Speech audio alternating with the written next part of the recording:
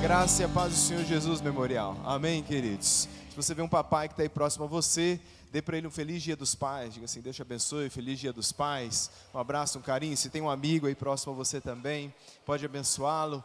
E assim você pode se assentar. A você que está em casa também nessa noite nos acompanhando, que Deus te abençoe. Se você é pai e acompanha essa transmissão hoje, que a graça do Senhor esteja sobre sua vida. Deixe para nós, aonde você está nos acompanhando, coloque nos comentários que a boa mão do Senhor esteja sobre você. Estamos felizes, estamos animados, estamos felizes por você que nos visita hoje à noite também. Não vai embora sem passar lá na sala VIP, sem ter um momento conosco. Deus tem um plano na sua vida, queremos te presentear, queremos abençoar a sua vida. Então, glória a Deus pelo que o Senhor tem feito no nosso meio. Ao Senhor a glória e a honra. Uma vez mais, uma salva de palmas ao nome do Senhor. O Senhor é bom. Louvado seja Deus. Peço a você que abra a sua Bíblia em Gênesis capítulo de número 41. Pretendo ser breve com os irmãos hoje à noite. Gênesis 41, versículos 50 a 52. Gênesis 41, de 50 a 52. E eu partilho com você uma palavra hoje que se chama: o que você vai deixar para o seu filho? O que você vai deixar para o seu filho? Gênesis 41, a partir do versículo de número 50, diz assim a palavra do Senhor: E nasceram a José 2 filhos, antes que viesse 1 ano de fome, que lhe deu Asenate, filha de Potífera, sacerdote de On. E chamou José ao primogênito Manassés, porque disse: Deus me fez esquecer de todo o meu trabalho e de toda a casa do meu pai. Ao segundo chamou Efraim, porque disse: Deus me fez crescer na terra da minha aflição. Vamos orar ao Senhor. Senhor Jesus, obrigado por estarmos aqui juntos hoje. Obrigado pela tua boa mão que tem estado sobre nós. Obrigado em especial pelo Dia dos Pais. E nesse dia eu te peço que a tua palavra nos inspire a legar algo para os nossos filhos, que glorifique o teu santo nome. É a oração que eu faço em nome de Jesus. Amém, amém e amém. Louvado seja Deus. Dia dos Pais é uma bênção. Eu estava lendo umas frases esses dias que algumas delas diziam coisas assim, por exemplo: quem é o pai, né? Pai é aquele camarada que acha que o controle remoto é uma extensão natural da sua mão. Esse é o pai. Pai é aquele que descobriu que, porque eu mandei, é uma excelente justificativa. Pai é aquele que ensina para o filho as lições mais importantes da vida: trocar uma lâmpada, abrir um pote e sempre perguntar para sua mãe o que deve ser feito. Esse é o pai. Nas minhas pesquisas, eu queria conversar falando com você um pouquinho hoje a respeito de que tipo de pai você é.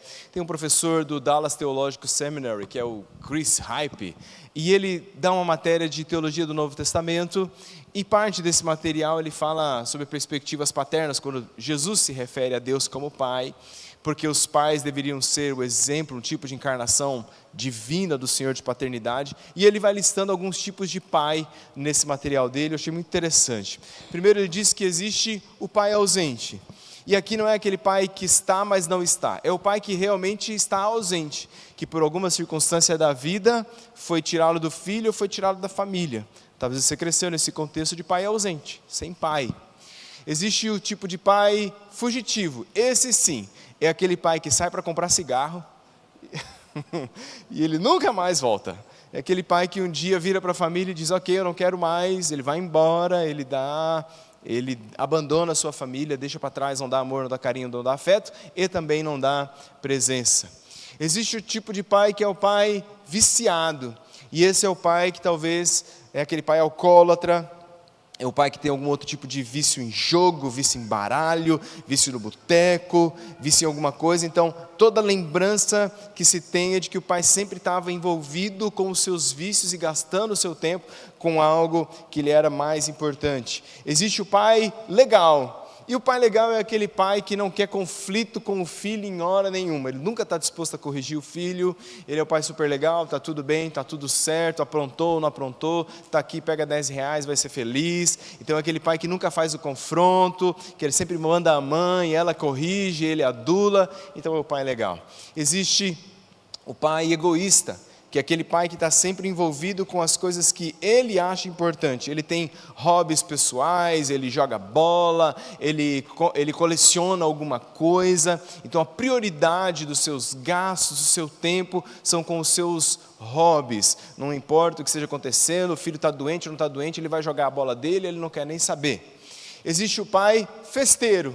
Seu pai é legal, a casa está sempre alegre, a casa é uma festa, ele faz churrasco, ele chama os amigos, e ele está sempre fazendo festa, mas ele tem uma dose de irresponsabilidade, porque tudo que ele quer é que a coisa esteja animada, mas ele não necessariamente quer lidar com os conflitos profundos da vida.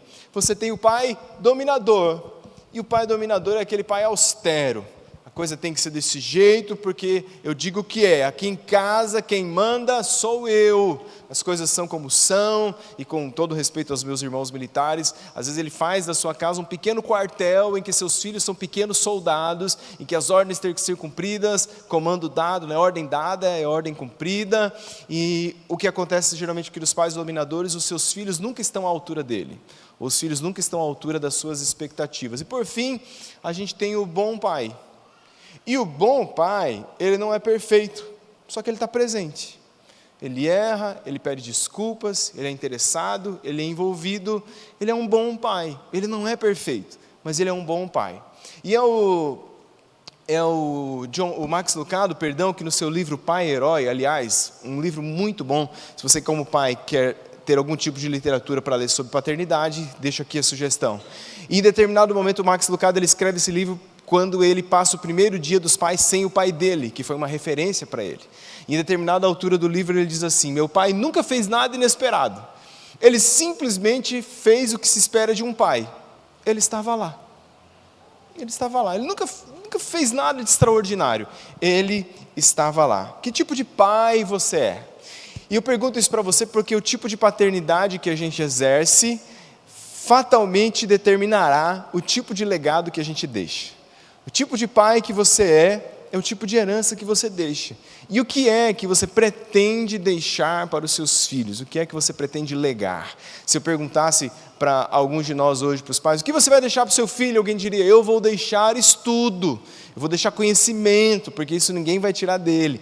Eu tenho um projeto, pastor, deixar meu filho formado, pagar uma faculdade. Ou eu vou deixar um negócio da família, já vem de gerações, vai ficar com ele. Ou então alguns pais com quem eu converso dizem: eu quero pelo menos deixar uma casa para cada filho. Se cada filho tiver uma casa, então assim eu cumpri a minha missão. Eu quero deixar pelo menos uma poupança, um seguro de vida, bens. O que a gente vai legar para o nosso filho? Conta-se uma história, o Salim estava no leito de morte. E aí ele estava no leito de morte, o filho dele chega, ele chama o filho já com a voz bem fraca, e aí ele tira assim aqueles relógios de bolso, assim, do bolso, e ele vira para o filho e fala assim: filho, esse relógio, ele foi do seu bisavô.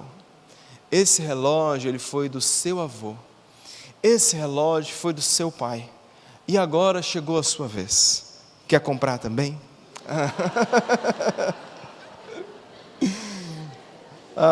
O que você vai deixar para o seu filho, irmão? Deixa eu falar com você sobre um personagem hoje. Muitos pais a gente poderia pensar na Bíblia, muitos mesmo. Mas eu queria falar sobre um personagem ao qual eu gosto muito, mas que poucas vezes a gente fala sobre ele da perspectiva da paternidade. Queria gastar alguns minutos com você hoje à noite falando sobre José do Egito. José do Egito, se você está na igreja há algum tempo, você tem familiaridade com a história dele, aquele que foi humilhado e depois foi exaltado. E raramente a gente tenta pensar da história dele, o que a gente pode aprender como pais. Só fazendo uma rápida recapitulação da história de José, para ficar todo mundo na mesma página hoje à noite. José é o 11º filho de Jacó. Ele é o filho preferido do seu pai. Por ser o filho preferido do seu pai, os seus irmãos o odeiam. Esse ódio chega a tal ponto que um dia eles vendem José para uma caravana, vendem ele como escravo e mentem para o pai dizendo que o filho havia sido devorado por uma fera no campo. José chega no Egito como escravo. Ao chegar como escravo no Egito, ele é vendido para um oficial do faraó chamado Potifar. Na casa de Potifar ele começa a prosperar. Ele é um rapaz novo e bonito, a esposa de Potifar coloca os olhos sobre ele, ela tenta se deitar com ele, ele nega, e por ele negar isso, ela mente para Potifar, dizendo que José havia tentado, então, subjugá-la. Ele é falsamente acusado, ele vai para a prisão, na prisão ele começa a crescer, prosperar, e ali um dia chega o copeiro e o padeiro do faraó. Ele interpreta o sonho dos dois que estão presos ali, e diz para o padeiro que ele iria ser morto, e que o copeiro iria voltar para o palácio. Só que ele diz para o copeiro: lembra-te de mim quando você voltar para lá. O copeiro se esquece de José. Passado 2 anos, Faraó tem um sonho que nenhum dos sábios do Egito pode interpretar. Então o copeiro se lembra de José e manda chamá-lo para que ele interprete o sonho de Faraó. Ele interpreta o sonho de Faraó, e Faraó percebe que ele era um homem diferente. E naquele dia então Faraó o torna o segundo maior do Egito, governador sobre todo o Egito.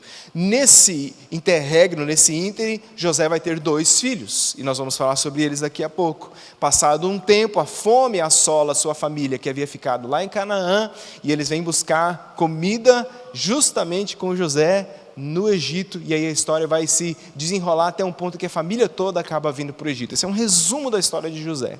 E no meio dessa história, a partir do momento em que os filhos de José nascem, eu tiro para o nosso coração e para nos abençoar, para nos edificar hoje à noite, algumas lições sobre o que José deixou para os seus filhos e o que eu e você também poderíamos nos esforçar para deixar para os nossos filhos. Em primeiro lugar, José deixou uma herança emocional.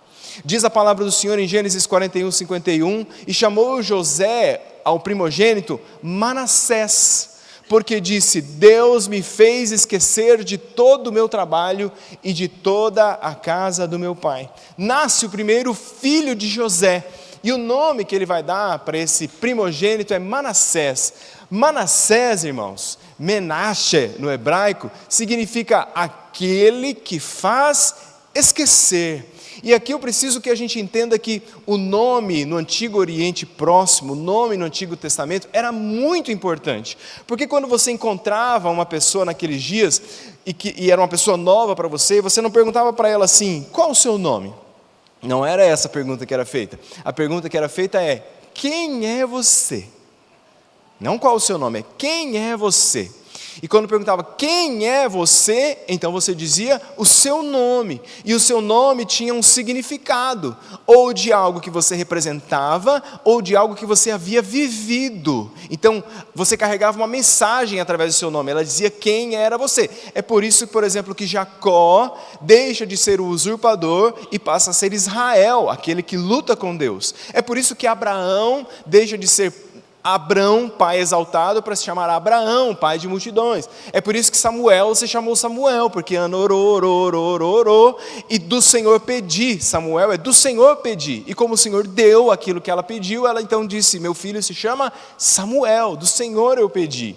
E agora, José, quando nasce o seu filho mais velho, ele vai chamá-lo de Manassés, aquele que faz esquecer. O que José está dizendo? O que José está falando para nós? Que apesar dele ter sido traído, esquecido, execrado, ele é um homem emocionalmente saudável. Ele não está doente, ele não está enfermo, ele é um homem curado. Ele é um homem sarado, aquilo já não habita mais a mente dele, aquilo já não determina mais quais são as suas ações. E ele está dizendo para o seu filho que aconteça o que acontecer, ele também pode ser um rapaz do futuro emocionalmente sarado. Já imaginou o dia que Manassés chegou para o pai e falou assim: pai, por que eu me chamo Manassés? Por que eu me chamo aquele que faz esquecer? E eu quase posso imaginar José sentando com ele na sua casa, dizendo: filho, senta aqui, deixa o pai te contar uma história. Então, aí ele conta toda aquela história que eu contei para você. Eu fui traído pelos meus irmãos, eu fui vendido como escravo, eu fui acusado injustamente, eu fui esquecido numa prisão, mas nada disso determinou quem eu sou, porque Deus me fez esquecer. Homens que estão aqui, você pode ser fonte de cura emocional na sua casa. Você pode ser fonte de cura emocional para os seus filhos, emocionalmente sarado. John Piper vai dizer o seguinte, ele diz: a melhor herança que um pai pode deixar não é transmitir as suas feridas, mas a sua fé. Essa é a herança que um pai deixa para o filho. Não passar as feridas para frente, não passar as mágoas, as mazelas para frente, mas passar a sua fé. E tem mais, o que José está dizendo quando ele diz: meu filho se chamará Manassés, aquele que faz esquecer? Ele está dizendo que a sua história, José, a sua história passada não determinará a história futura dos seus filhos. O ciclo não precisa se repetir. O ciclo para em mim. A minha história passada não determina a história futura dos meus filhos. Ele não transmitiu para frente a amargura. E o leque que se abre quando a gente fala de herança emocional é gigantesco. Mas eu queria falar de uma só, que eu vejo claramente aqui que está acontecendo. José está deixando para os seus filhos uma herança emocional chamada perdão. Perdão. José está ensinando os seus filhos a perdoar, porque perdoar, irmãos, é muito melhor do que se vingar. Quando Manassés queria se vingar do coleguinha na escola, ele diz: lembra, Manassés, de como eu agi. Perdoar é melhor do que se vingar. E ele teve a chance, irmãos, José teve a chance de se vingar de todo mundo. É roteiro de novela. Leia a história de José, de Gênesis 37 até Gênesis 50. Ele foi humilhado, esquecido, e de repente ele deu a volta por cima. É Conde de Monte Cristo. Já assistiu o Conde de Monte Cristo? É Conde de Monte Cristo. Eles copiaram de José do Egito. E agora ele está grandão. E agora, quando ele está grandão, ele teve a chance de se vingar do copeiro. Falou: me esqueceu, né, miserável? Agora eu mando em você. Ele teve a chance de se vingar da esposa de Potifar, porque agora ele é o chefe de Potifar. Chama lá a dona da esquina, manda ela vir ter aqui comigo. Ele teve a chance de se vingar dos seus irmãos, porque a fome bate lá em Canaã, e eles vêm buscar comida aos pés de José. 17 anos se passaram, José está diferente, ele está maquiado. Sim, ele estava maquiado, porque ele era um principal do Egito. Ele está de cabelo raspado, porque os egípcios não usavam cabelo. Então você que seu cabelo está caindo, diga que seu corte é egípcio. Está resolvido. Não, meu cabelo é egípcio. Então eles não conhecem José. Ele tem a chance de se vingar dos irmãos. Eu pergunto para você: ele se vingou do copeiro? Ele se vingou da mulher de Potifar? Ele se vingou dos seus irmãos, sim ou não? Não. Ele perdoou. Ele esqueceu. Ele liberou. Porque quem não perdoa, meus irmãos, carrega cadáveres dentro da alma. Quem não perdoa carrega sombras atrás de si. Por trás de todo coração amargurado, enfesado, tem uma pessoa que não consegue perdoar. E ele está ensinando essa lição na prática para os seus filhos. Anota o que eu vou te dizer hoje à noite. A segunda palavra mais poderosa que existe no mundo é perdão. A primeira palavra mais poderosa é Jesus. Ele é o nome que está sobre todo nome. Diz a palavra do Senhor em Filipenses capítulo número 2. Amém, irmãos? Mas a segunda palavra mais poderosa que existe na vida é perdão. E muitos homens, muitos pais não fazem uso dela. Muitos pais são feridos, carrancudos, amargurados, truculentos, difíceis de lidar, porque não aprenderam a perdoar, não aprenderam a encarnar dentro de casa a parte do Pai Nosso que diz: e perdoa as nossas dívidas, assim como nós perdoamos os nossos devedores. É a oração do Pai Nosso: me perdoa, Senhor, assim como eu perdoo os outros. E eu fico pensando, onde é que José aprendeu essa lição do perdão? Onde que ele aprendeu isso? Onde que ele viu isso? Eu penso que José aprendeu isso aqui em Gênesis 33. Diz o texto bíblico assim, ó: levantando Jacó os olhos, viu que Esaú se aproximava, e com ele 400 homens. Então passou os filhos a Lia, a Raquel e as duas servas. Pôs as servas e seus filhos à frente, Lia e seus filhos atrás deles, e Raquel e José por últimos. Ele mesmo, adiantando-se, prostrou-se à terra 7 vezes, até aproximar-se do seu irmão. Então Esaú correu-lhe ao encontro e o abraçou, arrojou-se-lhe ao pescoço e o beijou, e choraram. O que está acontecendo aqui? Jacó tinha passado Esaú para trás. Lembra dessa história? Ele foge, mora muitos anos com Labão, e agora ele precisa voltar, e ele vai se encontrar com Esaú. Esaú é forte, é um homem de guerra, e o que ele acha? Esaú vai me encontrar, vai me arrebentar, vai acabar comigo. Então ele distribui ali os filhos e tal. Só que no momento em que tem aquele encontro, o que se esperava, que é que Esaú matasse Jacó, ele não matou. Que ele dizimasse a família, ele não dizimou. O que aconteceu foi perdão e reconciliação. E quem que estava atrás da barra, da saia da mãe, vendo o que estava acontecendo? José. E naquele dia ele entendeu que perdoar é melhor do que se vingar. De que uma família que perdoa, de que relacionamentos onde existe perdão são relacionamentos que podem recomeçar e que podem ser melhores do que um dia foram. Talvez seja ali que ele aprendeu essa lição. Então, crie seus filhos, pais, que aqui estão hoje, longe do ambiente da vingança. Quantos pais vingativos, olho por olho, dente por dente, vai ter volta, hein? A vida é um bumerangue, que vai e volta.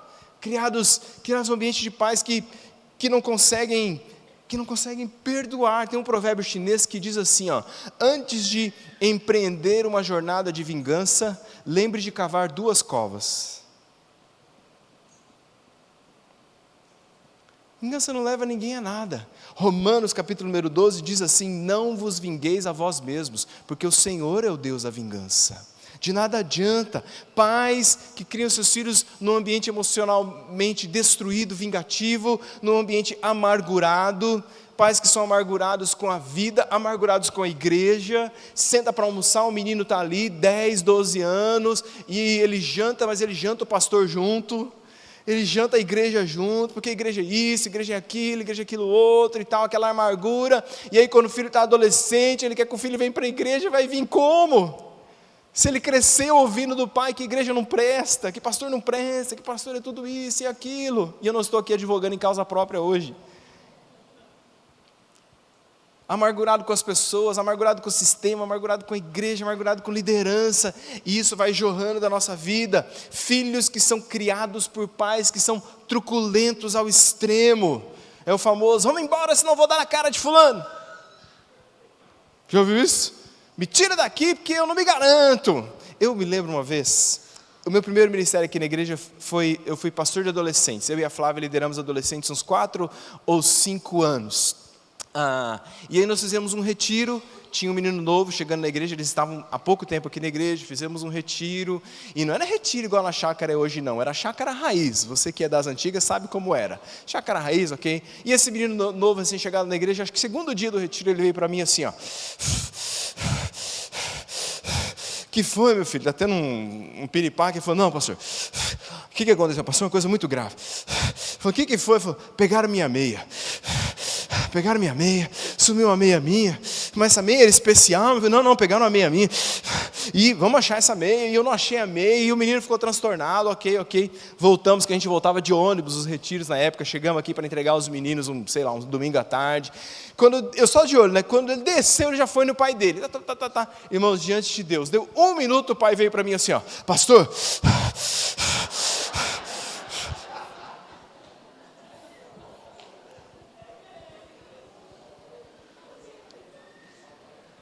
mão que sim, mão que do, não é? Macaco vê, macaco faz. Nós somos miméticos, irmãos. A gente copia os exemplos que estão à nossa volta. Pais truculentos, pais com complexo de vítima, pai que não chora. Eu não estou dizendo que o homem tem que ser chorão, eu não sou dessa linha. Mas eu estou dizendo também que nunca chorar, nunca se emocionar, nunca expor a fraqueza. José chorou 7 vezes, tem uma pregação famosa sobre José do Egito chamada 7 choros de José. Crie seu filho num ambiente emocional saudável.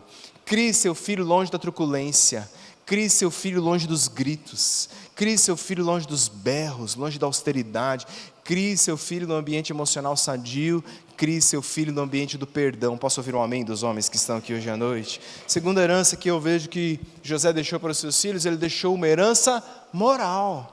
Diz o texto de Gênesis 50, 21, não temais, pois eu vos sustentarei, a vós outros e a vossos filhos. Assim os consolou e lhes falou ao coração. Eu vou explicar esse texto, mas para chegar nesse texto, eu preciso colocar o contexto dele para você. Para quem José disse isso? Em que momento ele disse isso? Uma herança moral. O que é moral, irmãos? Moral é o nosso conjunto de costumes e valores que guiam as nossas ações. Isso é moral. Você tem aí dentro do seu coração um conjunto de costumes, de valores, que determinam as coisas que você faz. Você faz o que faz por causa dos seus costumes e por causa dos seus valores. E quando você pega a vida de José, você vai vendo que José, ele não é só alguém que fala coisas, ele faz coisas. José, para além de ser alguém que tinha boa eloquência ou boas palavras, ele foi para os seus filhos um bom exemplo de vida. Quando eles precisavam olhar para um bom exemplo sobre como você deveria viver, eles tinham um exemplo encarnado dentro da própria casa, o seu próprio pai. Diz a palavra do Senhor em Provérbios 24, o que eu tenho visto, o guardarei no coração, e vendo, recebi a instrução. Lembra que Provérbios está falando dessa relação de pai e filho? Filho meu, ouve as palavras do teu pai. E aqui é o filho dizendo aquilo que eu vi, aquilo que eu estou vendo. Palavras podem convencer, mas exemplos arrastam. Os nossos filhos querem ver em nós, encarnados na nossa vida, as coisas que nós dizemos acreditar. E nessa herança moral, quais foram algumas dessas heranças morais que José deixou para os seus filhos? A primeira, eu acredito, é a herança moral do trabalho. Homem tem que trabalhar.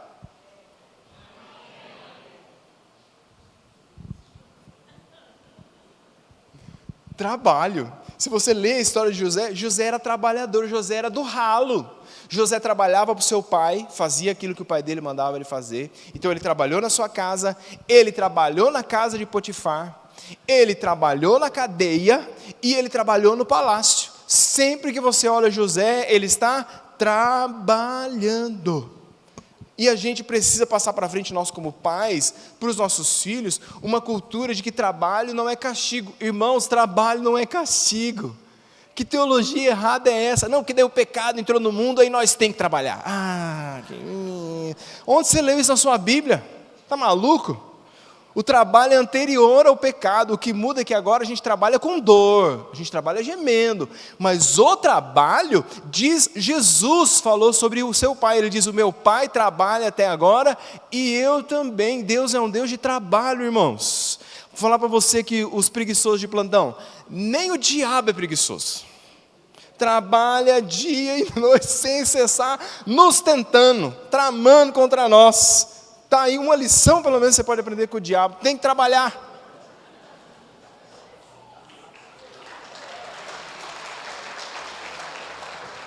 Obrigado, mães que estão aplaudindo. Trabalhar, essa geração de morcego aí que, sei lá, não sei, que a menina chega e fala assim, mas pastor, ele é um gato. Eu nunca vi bicho mais preguiçoso do que gato. Ele é um gato. Pastor, não, pastor, ele é uma bênção, ele só não gosta de trabalhar. Né? Pastor, ele disse que ele tem uma chamada missionária. Você fala uma coisa para você, eu nunca vi na Bíblia Deus chamar um vagabundo. Nunca vi. Sempre que Deus chamou as pessoas, elas estavam ocupadas.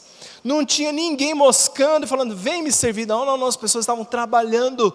Quando você trabalha, você reproduz parte do caráter de Deus na sociedade. Deus é trabalhador. E, falar para os pais aqui com todo o carinho do mundo. Eu sou dessa época, né? Eu sei que o mundo mudou, eu sei disso, tá bom, gente? Mas assim, pôr o guri para fazer um estágio, dar uma função, procurar um trabalho, capinar uns 4 alqueires de terra, isso aí não vai matar seu filho, não. Mas ele é tão novinho, pastor, ele só tem 17 anos. Trabalhar, dignificar, meu filho, suas férias, você vai fazer? Arruma um estágio, bora fazer alguma coisa, sai dessa vida. Estimular o filho, fala, filho, capina aí o quintal, eu te dou 10. Você fala assim, mas pastor, isso é suborno. Eu chamo de incentivo. É diferente.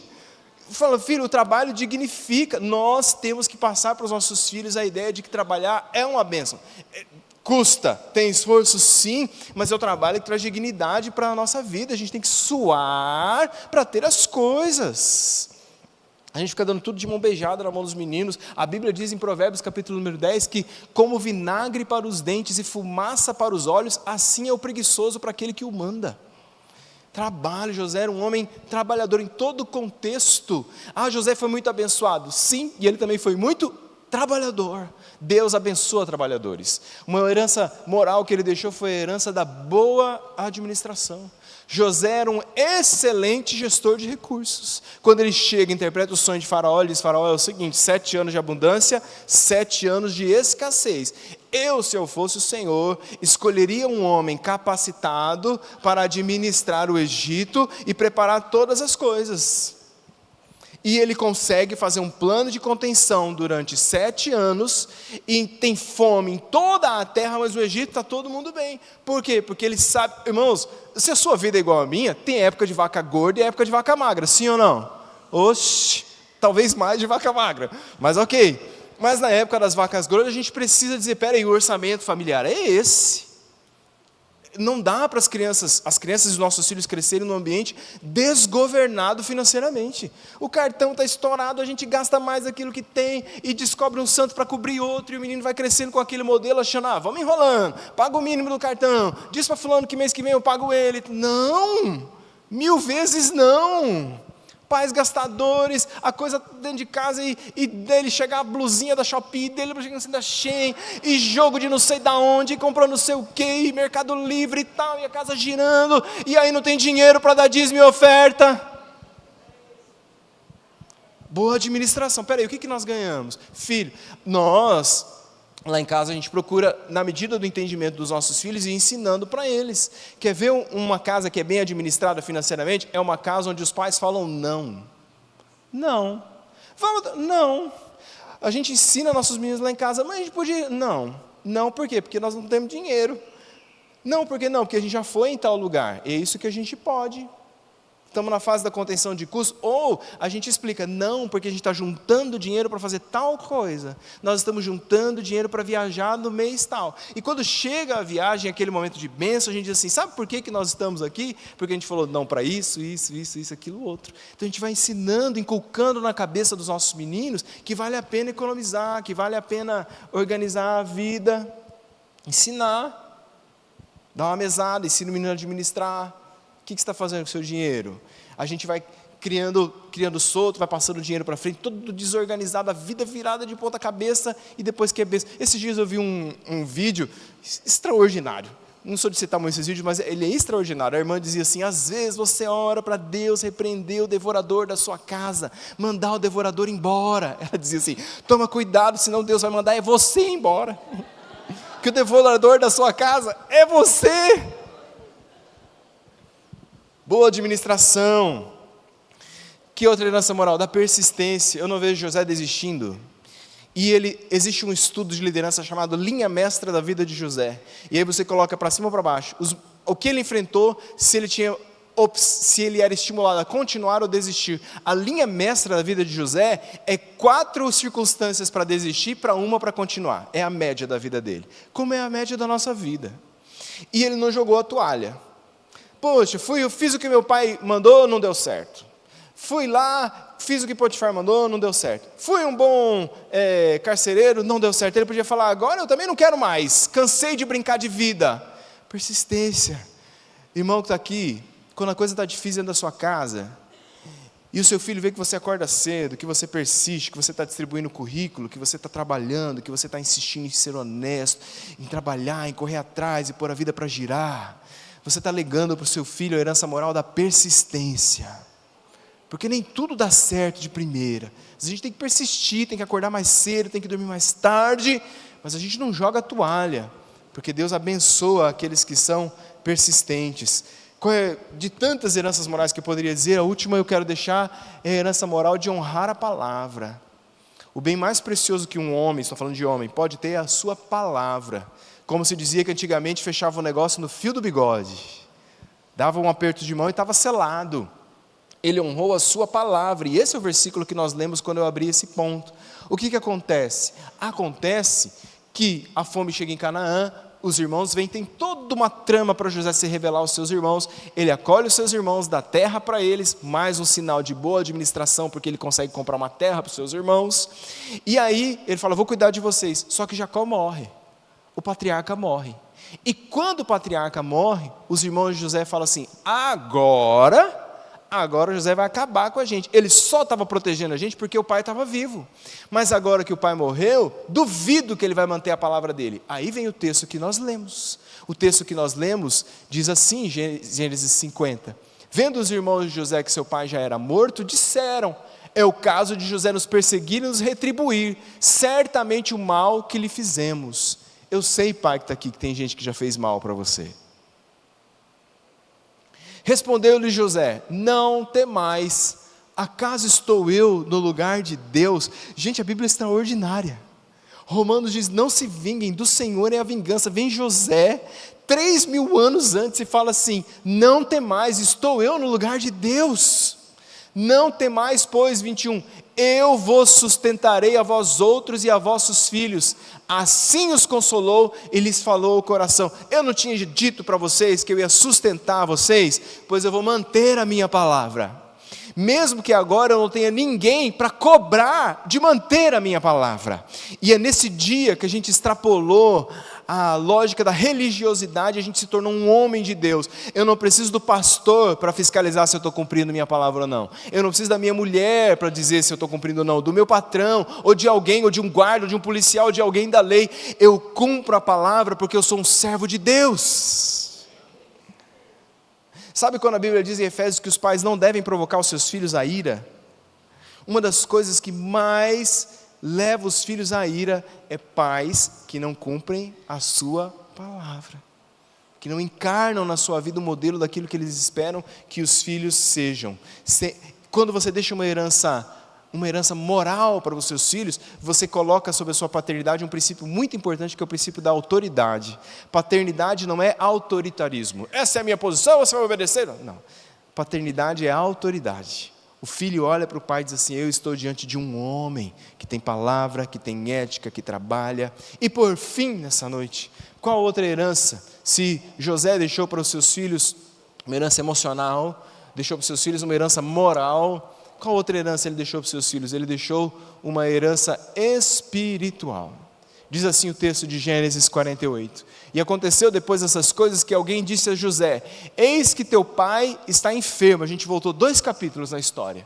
Então tomou consigo a seus 2 filhos, Manassés e Efraim. Sabe, irmãos, que tem uma expressão na vida de José que se repete, a expressão que diz que Deus era com ele. Volta e meia você está lendo a história de José e diz: Deus era com ele, Deus era com ele, Deus era com ele. Só no capítulo de número 39 de Gênesis a gente vê isso 4 vezes. O Senhor era com José, versículo 2, versículo 3, o Senhor era com ele, versículo 21, o Senhor porém era com José, versículo de número 23, o Senhor era com ele, e assim vai. E é maravilhoso poder dizer, olhar para alguém e falar assim: o Senhor é com ele. Amém, irmãos? É maravilhoso, o Senhor é com ele. É claro que o Senhor é com ele. Só que tão importante quanto afirmar que Deus era com José, é poder dizer que José era com Deus. Tão importante olhar para um pai e dizer assim: Deus é com aquele homem, é dizer aquele homem é com Deus. Porque a mesma medida que Deus era com José, José também era com Deus. Qual é a coisa mais importante da história de José, pastor? Ele era um homem de Deus. Ele era trabalhador, ele era curado, ele era emocionalmente sadio, ele tinha uma ética, mas a herança mais importante é que ele era um homem de Deus. Um homem que temia ao Senhor. Nasceu o seu primeiro filho, Manassés, mas ele teve 2. E o segundo filho que nasce na terra, para ele, passa para mim por gentileza, que o meu travou aqui, obrigado. O segundo filho chamou de Efraim, porque disse: Deus me fez crescer na terra da minha aflição. Agora eu disse para você que o significado dos nomes era importante. E o que significa Efraim? Passa por gentileza, agora eu vou falando, obrigado. Efraim no hebraico significa frutífero. Então pense comigo, tudo o que quiseram fazer com José, a vida inteira dele, foi podá-lo, impedir que ele frutificasse. Os seus irmãos podaram: não, vamos vender esse camarada, ele vai ser um escravo, não vai ter família. A esposa de Potifar: vamos podar ele. O copeiro: não, vai ficar aqui na prisão, não vai ser livre não. Foi isso tudo que fizeram na vida dele. E quando ele tem o filho, ele diz assim: não, eu sou frutífero. E imagine a mesma cena. Um dia Efraim chegou e falou: por que eu me chamo frutífero, pai? Ele disse: senta aí, filho. Sabe o que já aconteceu comigo? Isso. Mas em todo tempo, Deus foi fiel. Deus é maior, Efraim. Deus nos faz frutíferos, filho. Oh, filho, se a gente persistir em servir a Deus, se a gente persistir em fazer aquilo que é certo, por mais que os homens queiram nos podar e nos tolir, Deus nos faz frutífero. Deus, olha o que ele diz: Deus me fez crescer na terra da minha aflição. Os filhos de José crescem no ambiente de amor e honra a Deus. Os filhos de José crescem num lugar em que o nome do Senhor é glorificado. E aí o que está acontecendo? No texto que nós lemos, Jacó vai partir. Ele está para passar o rio. E aí avisam: José, seu pai está enfermo. E eu preciso dizer para os irmãos que é muito importante, porque o texto diz, volta para mim por gentileza, volta o texto, olha o grifo, opa, foi demais, ok, deixa. Diz assim que José tomou os seus 2 filhos e foi com eles até Jacó. Quando o patriarca morria, você lembra o que acontecia? O que acontecia quando o patriarca morria nos tempos bíblicos, pastor? Era hora do patriarca passar a bênção para os seus filhos. E ele passava a bênção da primogenitura, uma bênção para esse, uma bênção para aquele. Lembra quando Esaú perde a bênção da primogenitura? Ele fala: não sobrou nada para mim, pai. E aí então Isaac abençoa ele. E Jacó está ali abençoando. Só que José, o que José faz, irmãos? José leva os seus filhos para o lugar da bênção. José tomou os seus filhos e falou: o quê? Eu sozinho? Não, eu fui posto na vida desses meninos para abençoá-los e para fazer com que eles vivam no lugar da bênção. Ô irmãos, fala um negócio para vocês, um negócio esquisito acontece hoje em dia, né? Tem pai mandando convite para o pai, tem pai mandando convite para o filho que mora com ele, dizendo assim: por favor, filho, vamos na igreja. Fazendo assim: se você quiser. Antigamente o sistema não era esse, não. Antigamente a porta abria, a cortina subia, a coberta já era arrancada, e falou: hora de ir para a igreja, bora, eles estão estamos esperando, bora, não tinha convite, não tinha carta, não tinha por favor, e nós crescemos e estamos tudo bem para a glória de Deus, amém, irmãos? Não temos traumas. Eu sou traumatizado que meu pai me acordava para ir na igreja, nunca atendi uma pessoa traumatizada assim, nunca. Iniciativa: os meus filhos estão debaixo do meu cuidado, pai que está aqui. Nunca perca o privilégio de trazer o seu filho para o lugar da bênção. Traz o menino para a escola bíblica, traz ele para onde você quiser, aquilo que você quer participar, para o culto infantil, para o culto do mimo, para a rede Tim. Pastor, mas a rede Tim acaba 10 horas, é melhor vir buscar o menino 10 horas da noite na sexta-feira aqui, do que buscar ele 3 horas da manhã na balada. É muito melhor. Leva é sua responsabilidade. Eu como pai, e aqui eu estou falando sério, é o pai, tá? É o pai quando chega domingo de manhã fala assim: bora, todo mundo, hoje é dia de igreja. Quando chega domingo à noite: mas está tendo jogo do nosso time, vai jogar toda semana, e se for o Corinthians vai dar ruim, se for o São Paulo vai dar ruim, e vai ser a mesma coisa para sempre. Mas pode ser que naquele dia tem uma palavra de bênção que vai mudar a história do seu filho.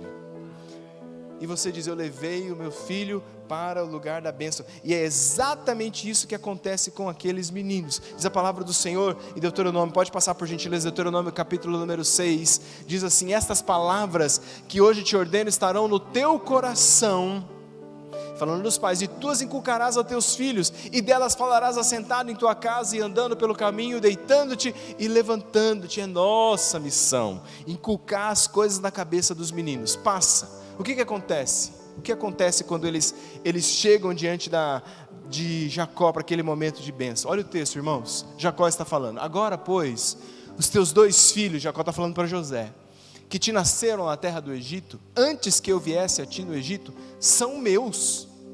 Efraim e Manassés são meus. Sabe o que aconteceu? Por causa da postura de um pai que disse: eu vou levar os meus filhos ao lugar da bênção, eu preciso legar para eles uma herança espiritual. Seus filhos foram adotados pelo patriarca. É isso que aconteceu. Eles passam então agora a serem filhos de Jacó. E eu queria dizer uma palavra de bênção para os pais que estão aqui hoje. Um dia, todos os seus filhos também serão adotados por um pai. E eles não serão adotados por Jacó, mas eles serão adotados pelo Deus de Jacó, o Pai de todos, o nosso Pai, o nosso soberano. Tem uma lista, algumas listas na Bíblia, tem uma lista que é a lista dos patriarcas. E a lista dos patriarcas, ela tem 12 nomes, que são, pode passar por gentileza, que são aí, são os 12 filhos de Jacó. Os patriarcas são Rubem, Simeão, Levi, Judá, Dan, Naftali, Gade, Asser, Issacar, Zebulon, Benjamim e José. Esses são os 12 filhos de Jacó. Só que a lista das 12 tribos, ela não é igual à lista dos patriarcas, ela tem uma alteração, porque José, ao levar os seus filhos para o lugar da bênção, ele também foi abençoado de uma forma diferente, porque Jacó dá a bênção da primogenitura para José, mesmo ele não sendo primogênito, porque era o primogênito que tinha porção dobrada. E o que vai acontecer? Dá um clique para mim. As 12 tribos então agora são Rubem, Simeão, Judá, Dan, Naftali, Gade, Asser, Issacar, Zebulon, Benjamim. As 12 tribos de Israel que vão entrar na terra de Canaã e vão ser divididos ali em 12 espaços. Mas tem 2 nomes que estão faltando aí. O nome de Levi não está aí porque Levi não tinha terra. Levi ficava espalhado dentro de todas as outras tribos. Eles eram sacerdotais, eles viviam nas cidades e prestavam o culto ao Senhor. Pergunto para você, quais são os 2 nomes que estão faltando aqui? Pode passar por gentileza. Efraim e Manassés. Efraim e Manassés foram adotados por Jacó. E eles agora são das tribos de Israel. Josué é da tribo de Efraim. Sabia disso? Aquele que vai conquistar a terra é descendente dos filhos de José. O legado que José deixou, que foi ecoando por gerações e gerações. Eu sei que você como pai, e aqui eu encerro, eu sei que você como pai quer que o nome do seu filho esteja em algumas listas nessa vida. Tem lista importante nessa vida. Lista dos melhores alunos da sala. Aí está lá o nome do seu filho. Dá um orgulho, sim ou não? Dos melhores alunos da sala. Ele tirou a melhor nota, ele é diamante, aquilo. Lista dos aprovados para o Instituto Federal. Lista dos aprovados para o Colégio Militar. Você fala, meu filho deu conta, ele foi lá. Lista dos aprovados para o vestibular. Vestibular de engenharia, de medicina, de química, seja lá o que for. Você olha o nome do seu filho, dá um orgulho santo, não dá, paz? Lista dos aprovados para o concurso público, um concurso federal, para ser um juiz, para ser um desembargador. Quantas listas são importantes? Mas eu quero dizer, tem uma lista que é mais importante do que todas elas. E essa lista um dia vai ser aberta pelo Cordeiro de Deus. E é a lista dos nomes que estão escritos no livro da vida. E se você como pai se dedicar para deixar uma herança espiritual para os seus filhos, eu te digo em nome de Jesus, eu creio, o nome dos seus filhos vai estar escrito no livro da vida, para de lá nunca mais ser apagado, para a glória de Deus, em nome de Jesus, amém e amém. Louvado seja o nome do Senhor. Fique em pé no seu lugar.